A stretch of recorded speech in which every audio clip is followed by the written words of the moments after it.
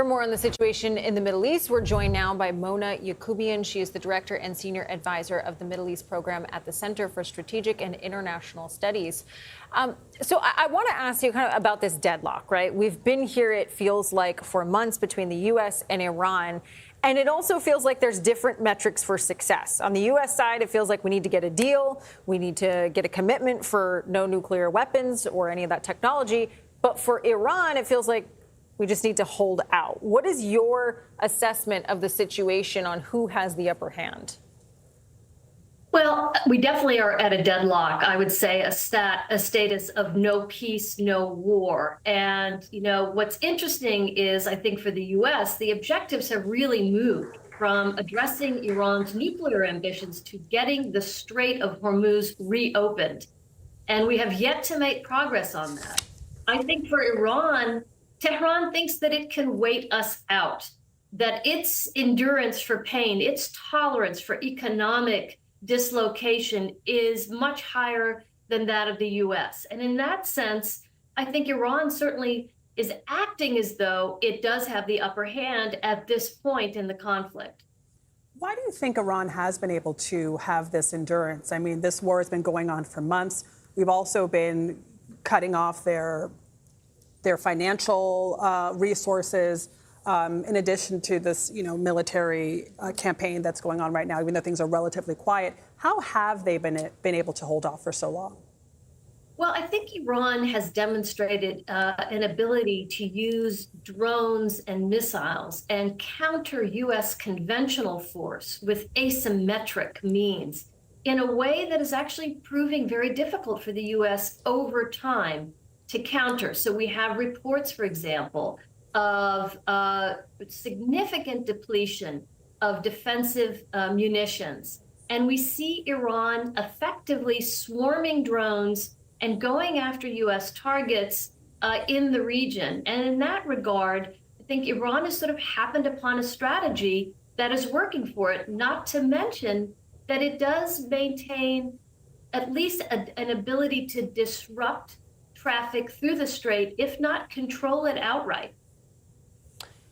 Vice President J.D. Vance was on Fox News speaking about the objectives for this conflict with Iran. I want you to listen to what he said, and then I'll ask you something on the other side of it.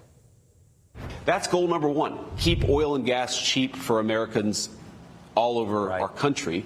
And then obviously goal number two is ensure that Iran never gets a nuclear weapon. I feel confident we're accomplishing both of those goals, but it's inherently an unpredictable thing because the Iranians themselves are unpredictable.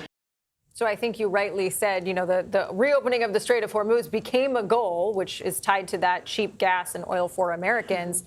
But the second side of it, getting to an agreement with them of no nuclear weapons, do you think that that is possible in a world where the United States does not unfreeze those Iranian assets? Because I think that is also the issue there. If you allow them that money again, then the cycle continues with their proxies in the region.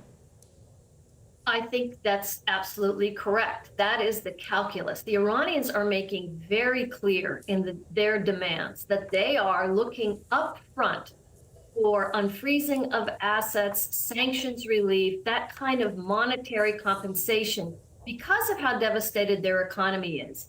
I'm afraid, given the current situation, however, we are very far from any sort of negotiation on Iran's nuclear ambition. As the vice president noted, right now, the focus is just getting the strait back open and addressing some of the affordability issues here at home with respect to prices at the gas pump. Mona, do you think Iran is further away from developing a nuclear weapon now than they were before the war, when the JCPOA was in existence? But let's not forget, the JCPOA really was kind of, we pulled out of the JCPOA in the Trump 1 administration. And then we saw some few years after that, Iran enriching uranium at an alarming rate so that it had 60% enriched uranium. It still maintains a stockpile of highly enriched uranium. And what we understand is that it is continuing some sort of nuclear program activity at another secret location called Pickaxe Mountain where we don't know exactly what they're doing. And of course, what's important to underscore is there have been no inspections in Iran for quite some time. So it's very hard to judge where they are with respect to their nuclear ambitions. All right, Mona Yacoubian, appreciate you joining us and for that, sharing your expertise. Thank you.